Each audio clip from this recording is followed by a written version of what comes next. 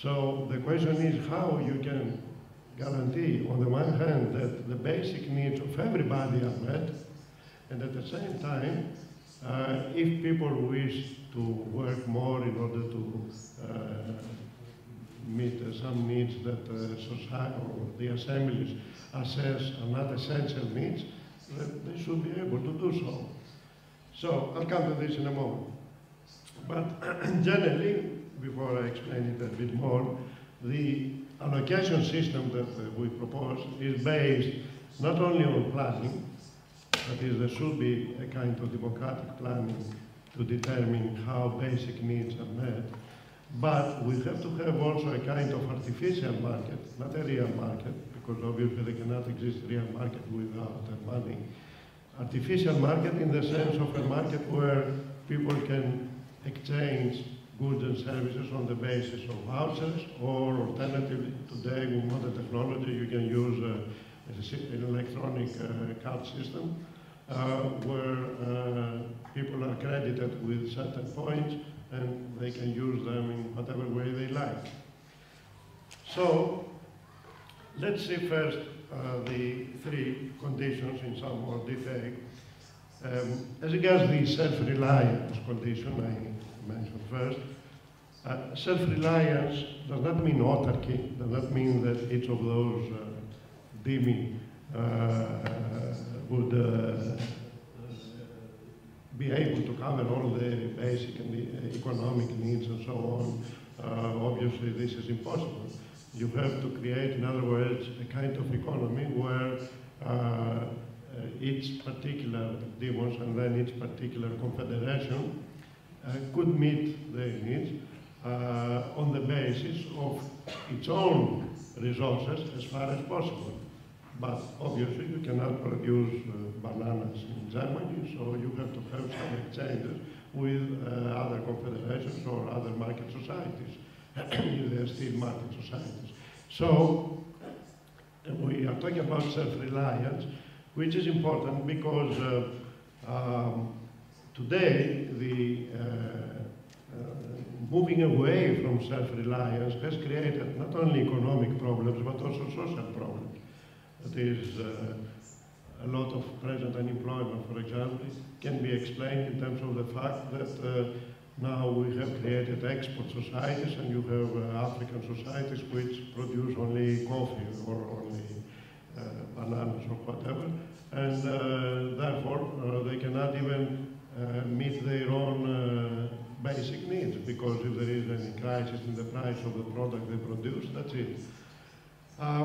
So we need a horizontal interdependence and self-reliance instead of the present system of concentration of power and, of course, physical decentralization, as I mentioned before.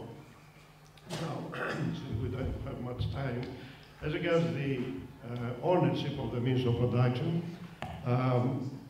the basic systems that have been tried up to now and failed, both of them, were the system of private ownership, which of course have led to a society where particular interests are those prevailing, the private interests of capitalists and so on. And then we had the socialist kind of society, ownership, where there were on the one hand nationalized industries, social democracy, and on the other hand some sort of collectivist, self-managed industry, for example, in Yugoslavia and so on.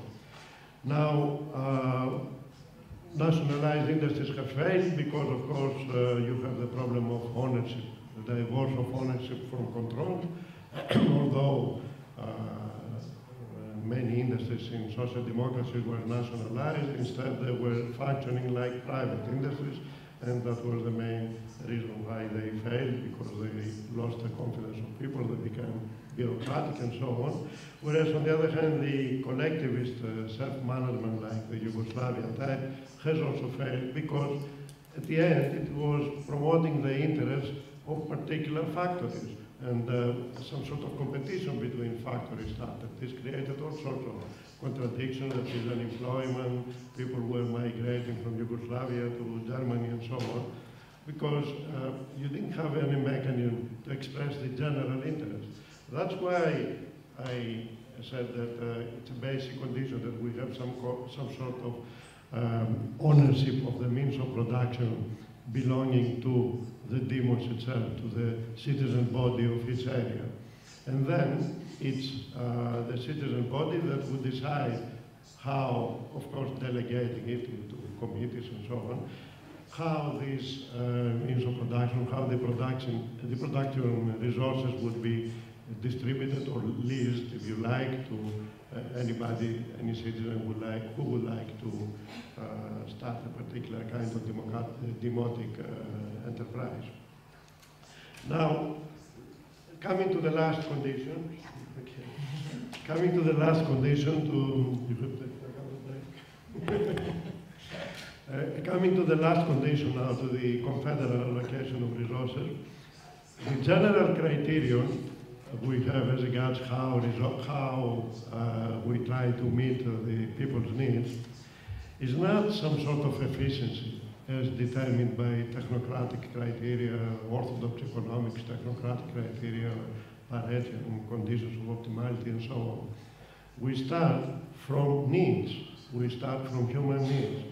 Our criterion of efficiency, therefore, should be redefined.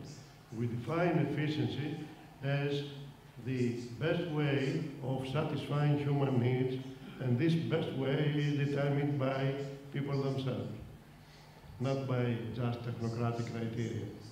This is the only way you can avoid conflicts between autonomy and various needs for efficiency in the technical sense. So, the basic principles of confederal allocation, I'll be very brief now since we don't have much time, are first, that all production takes place in demotic enterprises. Second, that all productive resources are owned by the demos, by the citizen body.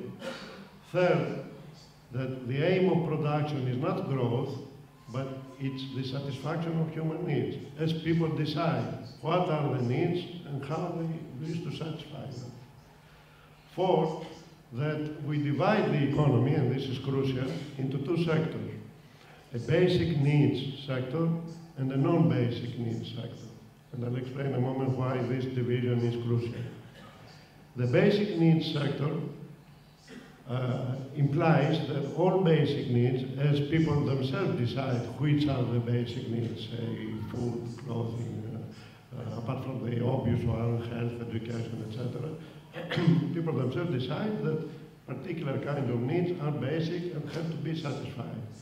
Now, these needs have to be satisfied according to the old communist principle, from each according to ability to each according to needs, which means that everybody's basic needs should be met in an equal way in this society.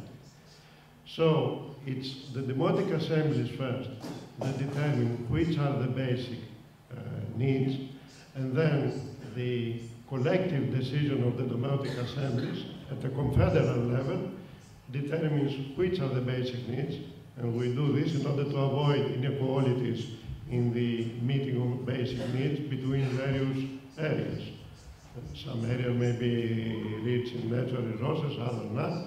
So to avoid this sort of inequalities, the basic needs definition has to be made eventually at the confederal level. But then once basic needs are determined, then it is the demotic assembly that will decide how the basic needs will be met, that is, what sort of local resources are needed on the basis of some kind of democratic plan that the Confederal Assembly determines, which will take into account availabilities of resources and entitlements to basic needs on the basis of various categories, age, gender, etc. So it's this democratic planning mechanism that will determine the basic needs. And even then, freedom of choice is secured because apart from needs, we have to take into account satisfiers. That is, satisfiers are means by which we satisfy needs. And these are by no means monolithic. That is, there are various ways in which, say, you can meet your need for clothing or whatever. So all this would be determined by the way people spend or use their basic vouchers or basic credit cards, if you like. And on the basis of how they use these basic vouchers, the allocation of resources would take place in such a way so that the decisions of the Democratic Assembly and the Confederal Assembly takes place. Now, we don't have time about the non-basic sector, just a few words and I'll finish.